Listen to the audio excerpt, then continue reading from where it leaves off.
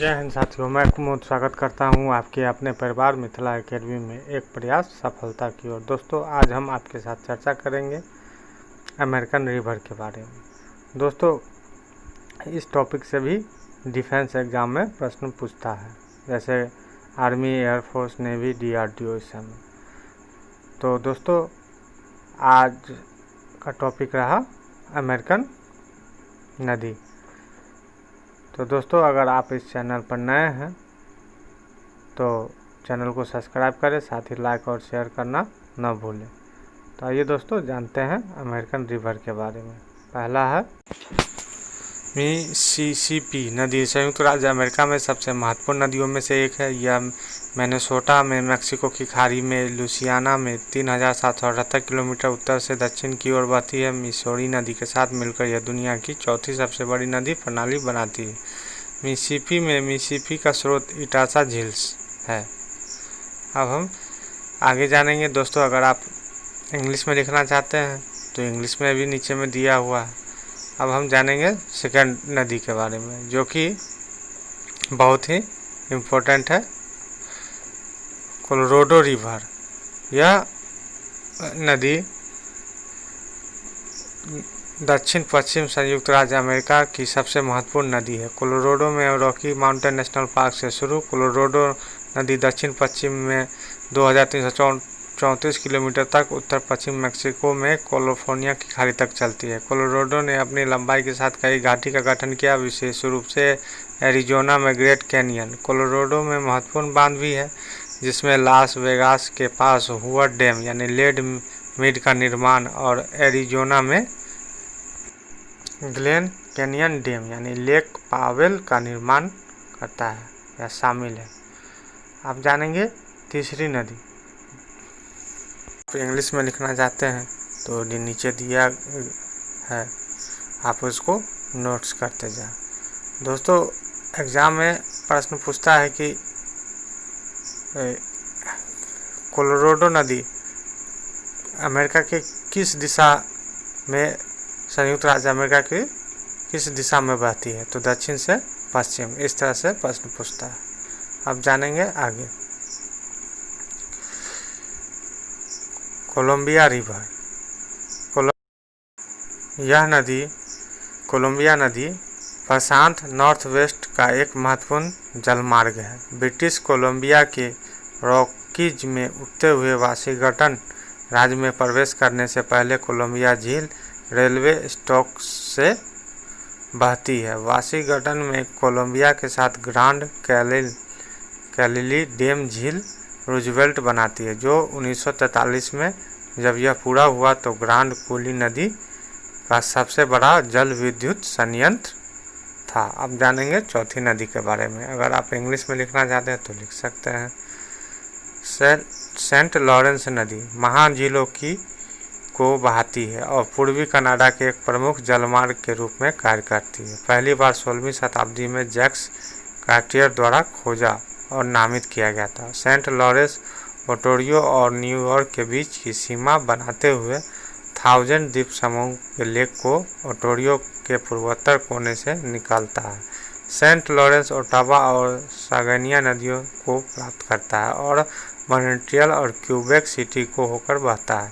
इसके मुख्य तट सेंट लॉरेंस की खाड़ी दुनिया के सबसे बड़े द्वीपों में से एक है।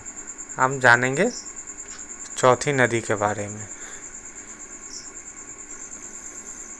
आप इंग्लिश में लिखना चाहते हैं तो लिख सकते हैं।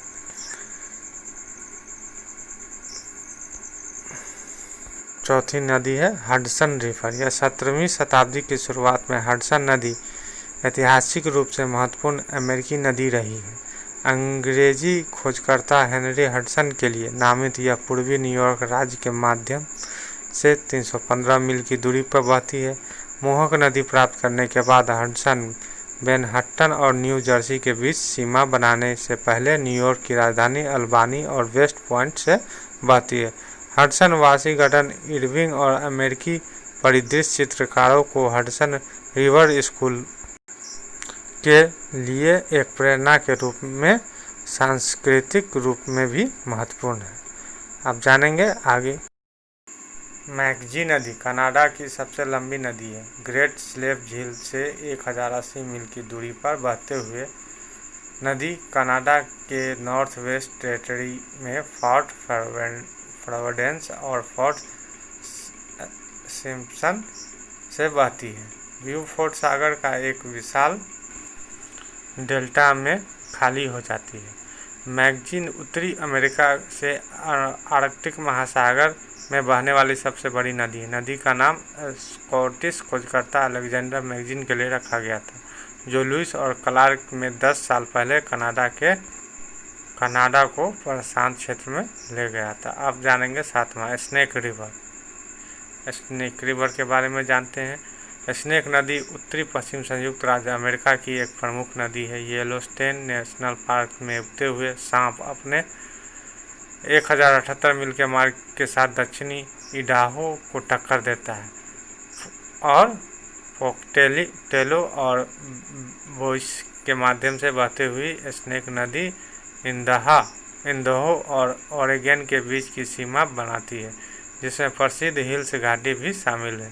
नाग नदी ओरेगन ट्रेल पर पश्चिम की ओर जाने वाली यात्रियों के लिए एक महत्वपूर्ण मार्ग था, जो कोलंबिया नदी पर अपने मुख्य के रास्ते का सबसे अधिक पालन करते हैं। 8वां है पोटोमैक रिवर। पोटोमैक नदी अमेरिका के सबसे ऐतिहासिक जल मार्गों में से एक है।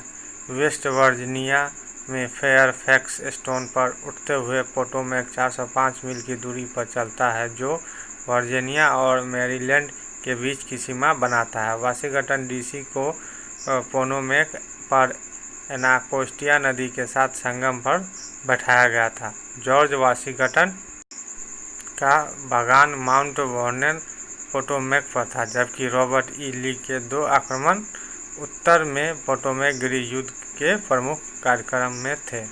तो दोस्तों, आज का सफ़र यहीं समाप्त होता है। यह वीडियो कैसी लगी आप हमें ज़रूर कमेंट्स के माध्यम से बताइएगा। अगर आप इस चैनल पर नए हैं तो चैनल को ज़रूर सब्सक्राइब कर लीजिए और साथ ही साथ लाइक और शेयर करना ना भूलें। अगर इस वीडियो से संबंधित किसी तरह का सुझाव देना हो तो उसके लिए भी कमेंट्स कर सकते हैं। फिर मिलेंगे। जय हिंद, जय भारत, एक नए टॉपिक के साथ जो आपके एयरफोर्स, नेवी, DRDO और आर्मी के लिए इम्पोर्टेंट होगा। तब तक के लिए जय हिंद, जय भारत।